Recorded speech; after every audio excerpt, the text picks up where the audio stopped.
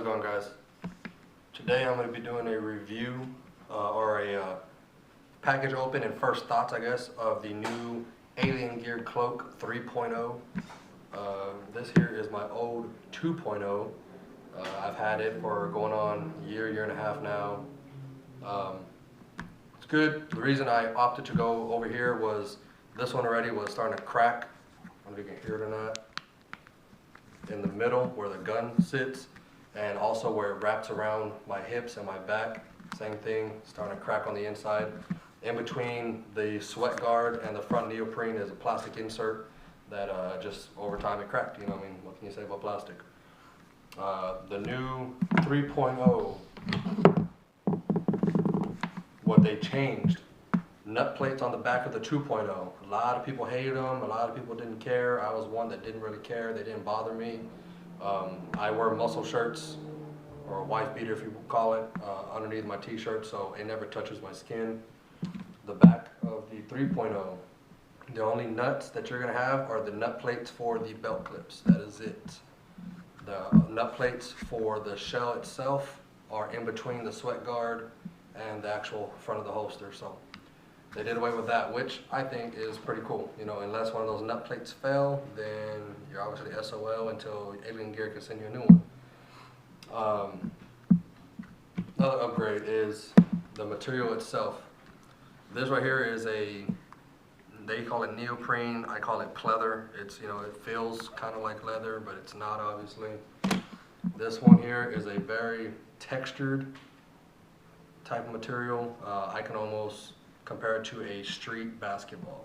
So not the leather ones you use inside of the gym, but an actual street one. That'd be the best description I have for it.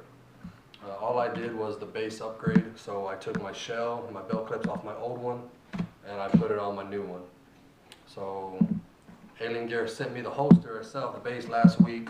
However, they forgot to put the nut plates, or the peanuts as they call them, for the belt clips. So I had to wait another week for them to send those in. That was fault on their part. The only thing that I do not like is the belt clips do move a lot more than they did on the 2.0, and that is because of the type of nut plate. These right here actually bite in to the material, so they don't move. These do not. These are just flat circular. They have a little bit of a bite on the neck of the nut plate that goes facing towards me right now, but it doesn't actually really bite into a damn thing. So that is the only con. I took my Leatherman, grabbed the nut plate and tried to tighten it down. It really didn't go anywhere. It's pretty much bottomed out, so it's not going anywhere. What I'm going to do and what I would recommend y'all doing is throwing on some Loctite. You know, I think a blue Loctite, it's able to be broken away real easy. The red Loctite is the one that's kind of, you put it on, it's staying there. And if you don't plan on swapping this shell out with this holster, hey, throw some Loctite on those too. You know, nonetheless, even if you do plan on it, at least you don't have to worry about these backing out. However, the tightness that you go on these screws, I don't think it's going to back out at all. Hasn't done it for me since I owned the 2.0. I've never had to tighten them down, you know, and I've even went in there and, you know, went to go tighten them down to see if they did back off, never had the problem. So I don't think you will either. This one comes with the green spacers for your holster. This holster here is for a PT-111. Magazine well is empty. Chamber is cleared of any rounds. Fits in perfect. Put upside down, trying to shake it around. It ain't gonna go nowhere. If you shake it hard enough, it will come out, but obviously for simulation of you maybe jogging, running, it ain't popping out. All right, and these are not cinched down completely tight. I did about a half pass bottom out, which is the old German Guten tight torque. So they're half passed, and I love it. It's got enough grip to hold it in, but it's not enough to where it's actually forcible to pull out. I'm doing it very easily. I can probably do it with these fingers here, pull it right out. But like I said, it's grip enough to not wiggle itself out. My 2.0, I've loved it. Like I said, I've had it for about 12 months, carrying it every single day. I work on base, so I can't necessarily take it on base unless I want to put the whole damn checking your firearm in at the armory, which I'm not a big fan of. SPs take freaking forever. So carrying every day though, after work, everywhere I can. Everywhere I can't, I obviously don't go. So, probably made right here in the US, which is awesome. They went ahead and put their little Alien Gear logo on here also, which in this material, it looks as if it's been lasered in. On the 2.0, it was printed, and it obviously fading away over time. Use the hell out of this thing, you can tell by the dust and everything else. What comes with the package, you get an assortment of spacers. This Alien right here actually looks like a keychain, which I guess is kind of cool. You get a backup nut plate, and this is the one I was talking about on the old one. It's actually got the teeth on it that bite in. Prefer those for the belt clip, but I only have one, so there makes no sense to put one and not another. They have a little bit more in here, kind of I guess a scrounge if you would. And this right here is the nut plate for the belt clip I was talking about. Real smooth. It's got a very minute bite on it right there where my finger's at. That, like I said, it doesn't really bite into anything. So take it or leave it. Good quality product. I have no problems with mine at all.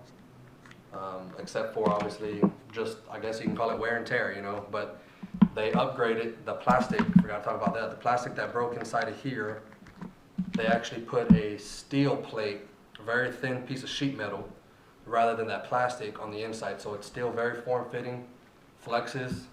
They claim, you know, immediate fitment, doesn't have to break in. And with the 2.0, it did not. I mean, I put it on and I felt comfortable. I forget it's there. And this PT-111 is 22 ounces empty, holds 12 rounds in the mag, plus one in the chamber, 9 mil. And even when it's fully loaded, I don't even notice it. Like I said, it disappears. So, like again, Alien Gear 3.0, I'm going to be doing a 2-month review, 8-week wear, see how it fits. This model here is the subcompact, just enough space for the muzzle to fit. And if I want to throw my XD, full-size XD 40 on here, it'll fit as well. Although it does have its own, I have my own leather holster for that one. Alien Gear also, love it. But I did it just so if I wanted to interchange my XD on this base, it'll still fit without poking out below. If you have a full frame, say 1911 to 5-inch barrel, if not more, XD tacticals, I want to say like 5 1/4 inches, you're going to want to go with a deeper base, which they do have a mini, subcompact, compact, and full size if I'm not mistaken. So check them out.